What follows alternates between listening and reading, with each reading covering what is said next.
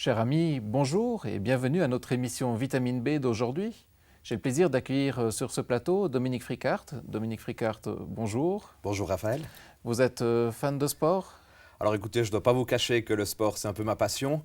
J'aime bien regarder, j'aime bien le pratiquer quand j'ai le temps. Mais ça dépend des sports aussi, je dois le dire. Pas tous les sports, mais certains sports. Quel est votre sport préféré? Écoutez, mon sport favori actuellement, c'est quand même le hockey sur glace. On est un peu aussi dans l'actualité. Je trouve que c'est un sport passionnant avec beaucoup d'intensité et puis des rebondissements. Je dois dire que j'aime beaucoup ce sport, effectivement, le hockey sur glace. Alors, vous avez décidé de nous parler de la Bible et du sport. Et pour ce faire, vous avez choisi un texte biblique qui se trouve dans Exactement. 1 Corinthiens au chapitre 9. Et je propose qu'on le lise ensemble, donc dans 1 Corinthiens, chapitre 9, les versets 24 à 27. Ne savez-vous pas que ceux qui courent dans le stade courent tous, mais qu'un seul remporte le prix? Courez de manière à le remporter. Tous ceux qui combattent s'imposent toute espèce d'abstinence, et ils le font pour obtenir une couronne corruptible. Mais nous, faisons-le pour une couronne incorruptible. Moi donc, je cours, non pas comme à l'aventure, je frappe, non pas comme battant l'air, mais je traite durement mon corps, je le tiens assujetti de peur d'être moi-même rejeté après avoir prêché aux autres. Alors, Dominique Fricart, dans ce texte, il y a quand même un élément assez intéressant de la part de Paul, c'est qu'il dit, en général dans le stade, il n'y a qu'un seul vainqueur, mais là, il invite tout le monde à courir. Donc, ça veut dire qu'il peut y avoir plusieurs vainqueurs? Il peut y avoir plusieurs vainqueurs. Ça veut dire que là, quelque part, la chance est donnée à tous d'avoir vraiment cette couronne, on va dire, incorruptible. Cette couronne qui ne se flétrira pas, cette couronne qui va durer éternellement. Et puis chacun est capable de pouvoir la gagner. Chacun est capable de pouvoir s'imposer à quelque part. C'est quoi cette couronne?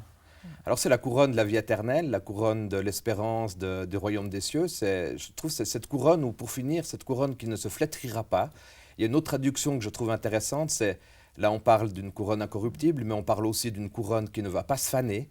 Et j'ai regardé un petit peu dans les textes d'Antiquité, on voit que cette couronne dont on parle ici, dans l'autre traduction qui ne se fanera pas, c'était une couronne en fait de pépins et une couronne de persil. Ça veut dire que ce pépin, ce persil était amené à se faner assez rapidement.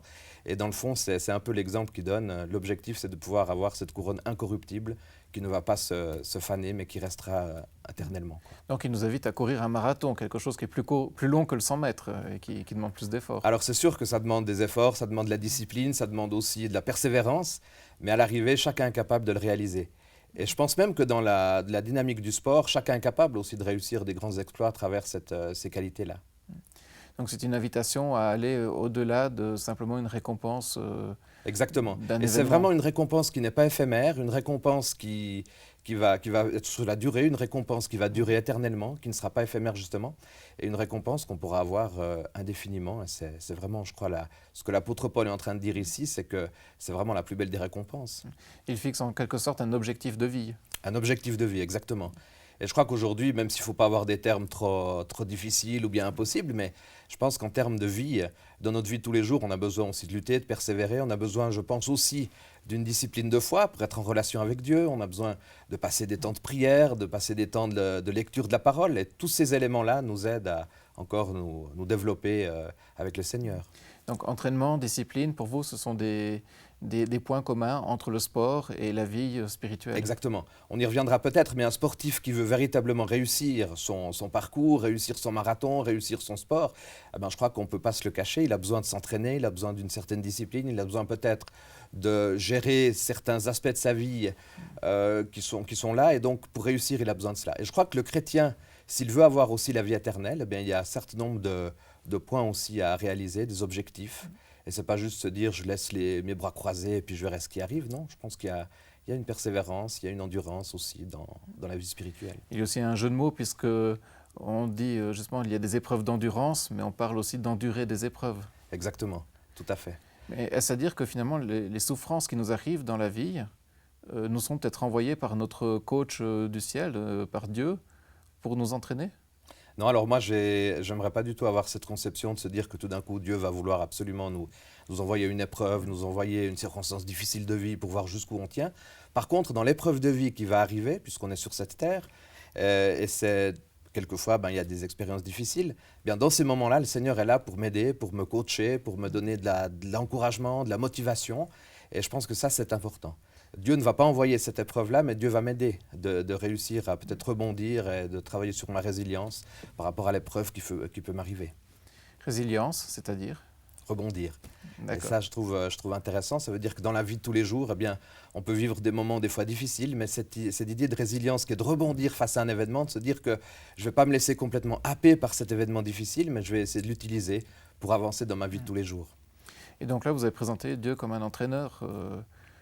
Est-ce qu'il a d'autres casquettes aussi? Alors oui, moi j'aime bien l'idée que Dieu peut être un entraîneur, parce que c'est lui qui va me coacher, c'est lui qui va me motiver à aller de l'avant. Dieu peut être aussi même quelqu'un qui va me guérir, donc à quelque part dans une équipe on a aussi un soigneur. Le Seigneur, le physiothérapeute. Exactement, Dieu peut être aussi un grand psychologue parce que c'est lui qui va aussi vouloir me valoriser. Dans la parole, il est dit qu'on a du prix aux yeux de Dieu, donc il m'appelle par mon nom, donc il me valorise. Dieu peut être aussi un excellent manager aussi parce que c'est lui qui va gérer quelquefois aussi quelques aspects de ma vie. Donc moi j'aime bien cette idée de voir qu'on a un coach, un manager, un guérisseur, un psychologue, même on pourrait le dire, un juge et un arbitre, pourquoi pas. Et dans quel sens, juge et arbitre? Alors juge, ça veut dire que c'est lui qui va quelque part être avec moi, qui va peut-être surveiller certains aspects de ma vie, mais qui va être mon bon juge. Ça veut dire que quelquefois, souvent on peut parler de juge en termes négatifs, mais aussi en termes positifs, de se dire qu'il est là, il pense à moi, et il a envie de faire en sorte que ma vie puisse aller dans la bonne direction. Donc pour vous, Dieu est aussi un peu, j'allais dire, tout le staff, hein, toute l'équipe qui entoure le sportif, tout en un. Tout à fait. Alors il a plusieurs facettes qui me permettent vraiment de pouvoir avancer dans cette direction importante de ma vie de tous les jours. Est-ce que vous auriez un exemple justement où Dieu vous a, dans un de ces aspects, vous a concrètement aidé dans votre quotidien? Alors moi je dirais qu'il y a des éléments où Dieu est là et présent, c'est que par exemple, on peut avoir une circonstance de vie quelquefois difficile, on peut avoir des épreuves de vie et tout d'un coup, on arrive, suivant les circonstances, que ce soit aussi, on peut le dire, avec un ami ou quelqu'un qui est à côté de nous, eh bien, trouver des solutions. Et des solutions qu'on n'aurait pas pu trouver par nous-mêmes comme ça. Et là, on sent cette inspiration de Dieu aussi qui est capable de m'aider dans ces moments difficiles. Et là, je vois bien ce coach, cet entraîneur qui m'aide, quoi. Dominique Fricart, vous êtes pasteur, donc je pense avec un emploi du temps très chargé. Est-ce que vous avez arrivé à concilier justement votre emploi du temps, votre agenda de vie d'église et votre agenda loisirs sportifs? Alors, on essaye de faire au mieux. C'est vrai qu'il y a deux éléments dans ma passion pour le sport. Il y a à la fois le fait que j'aime bien regarder un événement sportif et puis j'essaye aussi de prendre le temps de faire du sport. Des fois, il faudra en faire davantage, mais je le considère aussi comme étant un élément de loisir et ça fait partie aussi de ma vie. Essayer de trouver mon équilibre de ma vie de pasteur, c'est de pouvoir trouver bien sûr cet équilibre entre le travail et puis aussi ce loisir. Et dans le cadre des loisirs, eh bien, j'aime bien aussi prendre ce temps de m'intéresser au sport. Est-ce que vous connaissez aussi des sportifs qui sont chrétiens? Oui, alors j'ai connu pas simplement de sportifs chrétiens. Moi, je trouve qu'il y a quelques exemples intéressants, notamment Harry Vatanen, grand sportif automobile qui a fait beaucoup de rallyes et qui lui est devenu chrétien suite à un accident assez malheureux qu'il a pu avoir dans une de ses courses. Et suite à cet accident, il a été sauvé miraculeusement. Et suite à cet événement-là, il a dit « mais ça ne peut pas être le hasard. J'ai l'impression que Dieu, là, il a sauvé ma vie. Et il a choisi aussi que je continue à vivre. » Et à partir de ce moment-là, ben, ce sportif a témoigné de sa foi. Il y a aussi un autre sportif de foot qui a été nommé Ballon d'Or, qui a joué à l'AC Milan, c'est Kaka. On en a parlé à plusieurs reprises et qui n'a pas eu peur non plus d'afficher sa foi en public. Et puis, plus proche de nous, Johan van Lanten, qui a aussi affiché sa foi et puis sa relation avec Dieu. Mais pour Kaka, par exemple, c'est aussi suite à un accident que tout d'un coup, il a développé cette foi en Dieu. Voilà, alors c'est là qu'on voit ce qui est intéressant dans ce développement-là, c'est que des fois, les expériences de vie, quelquefois douloureuses, les expériences de vie où, pour finir, ben, la vie nous semble tenir à un fil. Et en fait, ils ont pu vraiment expérimenter le fait que maintenant, tout est du bonus. Ils ont pu poursuivre leur vie et ils se sont dit « Seigneur, merci, j'ai envie de te donner quelque chose aussi en retour. » Est-ce que pour vous, ce sont des exemples et si oui, comment? Alors moi, je trouve que c'est des exemples. Ça veut dire que à la fois, ils ont leur sport, ça veut dire ils expérimentent l'entraînement, la discipline, la persévérance. Donc déjà là, honneur à ces personnes, même ceux qui ne sont pas forcément chrétiens. Donc la dimension de toute la persévérance. Voilà, la dimension de la persévérance, de l'entraînement et tout ça, mais aussi la dimension qu'ils n'ont pas de crainte ou pas de honte à partager leur foi. Parce que c'est quand même un milieu qui n'est peut-être pas toujours forcément évident pour partager sa foi, mais d'un côté, ils vivent leur sport, ils vivent leur métier vraiment à 100%, mais en même temps, ben, ils ont pas peur de partager leur foi, et je trouve que ça, dans le fond, c'est un bel exemple de pouvoir partager de sa foi dans ces circonstances.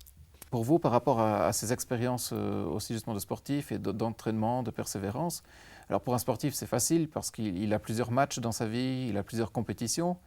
Par contre, pour nous en tant qu'être humain et pour le sportif aussi en tant qu'être humain, finalement il n'y a qu'une seule vie. Tout à Alors fait. est-ce qu'on a la possibilité réellement de s'entraîner et de jouer sa vie? Alors on joue notre vie, c'est sûr, mais si on veut, je crois que notre vie, et notamment notre vie éternelle, va se baser aussi sur un certain aspect de discipline, de persévérance et d'effort.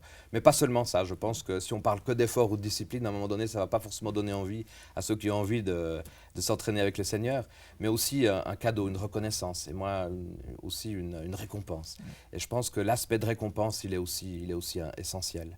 Et dans nos vies de tous les jours, ben, c'est vrai qu'on peut passer par des hauts et des bas, mais en même temps, ces hauts et des bas nous forgent, on va dire, un mental de vainqueur, un mental de gagneur. Par exemple, si je prends l'exemple de certaines équipes qui peuvent perdre à un moment donné, qui peuvent peut-être avoir le moral en bas, mais tout d'un coup, il y aura un déclic qui va se faire, et ils vont continuer à persévérer, ils vont continuer à lutter, et ils auront la victoire. Je dirais que Quitte à renverser même la situation, la situation, ça peut arriver, il y a des exemples qui sont là, mais je dirais que dans la vie de notre foi, c'est pareil aussi. On peut passer à un moment donné par une vie pas d'extase, mais où on semble que tout marche, tout fonctionne, notre foi avec Dieu, elle est extraordinaire.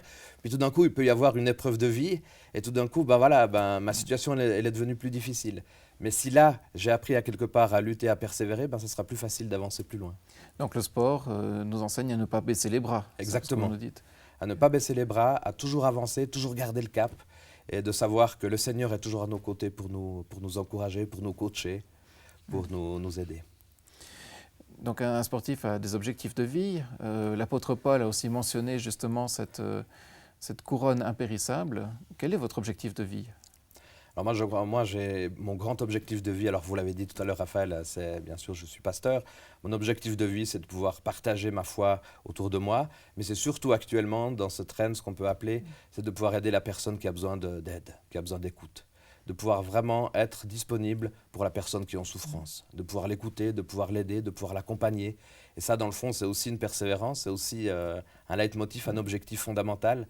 Je peux avoir des grands discours, mais si je ne suis pas capable de prendre du temps pour l'autre, à mon avis, je suis un peu trop dans la théorie, quoi. Donc ça c'est vraiment votre objectif de vie, de pouvoir être disponible pour les autres, Voilà, de disponible pour pouvoir votre transmettre famille. l'amour de Dieu aussi, de pouvoir transmettre l'amour du Seigneur, de pouvoir aussi partager avec cette personne la foi et puis de pouvoir l'aider à quelque part. Ça, c'est vraiment un des objectifs que j'ai, quoi. Dominique Fricart, merci beaucoup pour cet entretien. Merci pour votre invitation. Je vous dis à très bientôt pour une prochaine émission Vitamine B. En attendant, ne baissez pas les bras, continuez à persévérer et gardez la forme et le sourire. À très bientôt.